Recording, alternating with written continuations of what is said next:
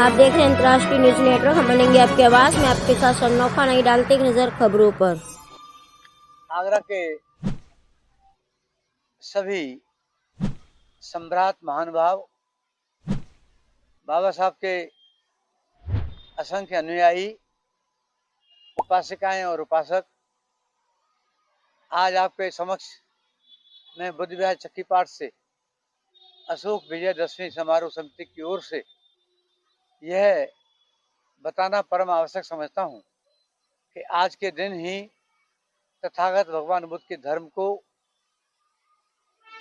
महामानव सम्राट अशोक ने, जो पूरे साम्राज्य का मालिक था, कलिंगा युद्ध के पश्चात स्वीकार किया था। और उसके बाद तथागत भगवान बुद्ध की स्मृति में उन्होंने 84,000 स्तूप भी बनवाए थे।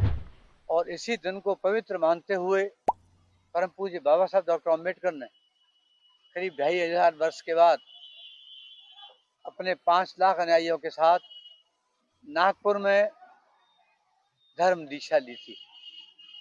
संसार में दूसरी कोई ऐसी घटना नहीं है और न ही हम बता सकते हैं कि 5 लाख लोग एकत्रित होकर एक स्वर में बुद्धम शरणं गच्छामि कहते हों।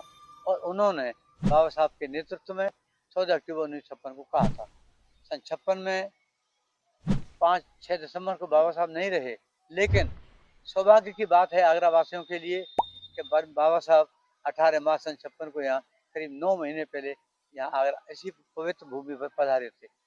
यहाँ के चौधरी पंचों ने, यहाँ के प्रबुद्ध लोगों ने, यहाँ के संभ्रांत लोगों ने सन 57 से ही अशोक विजयदशमी समारोह मनाना प्रारंभ कर दिया था।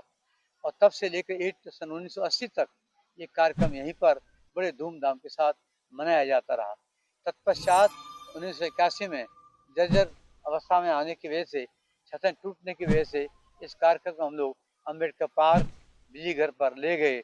और वहाँ पर ये 2 दिवसीय कार्यक्रम में कम से कम 50-50 हजार आदमी, माताएं, बहनें एकत्रित होकर तथागत भगवान बुद्ध के चरणों में बैठकर बाबा साहब को स्मृति करते थे। तो ये इस वर्ष अब जब से सौंदर्यकरण हुआ अम्बेडकर पार्क का, वहाँ पर सरकार की तरफ से पाबंदी लगा दी गई, कोई बैठक नहीं होगी। इसलिए हम लोग 1982 से अब यहाँ पर इस कार्यक्रम को बुद्ध विहार चक्की पाठ पर ले आए हैं। ये कार्यक्रम स्थान अभाव की वजह से हमने एक दिन का कर दिया है।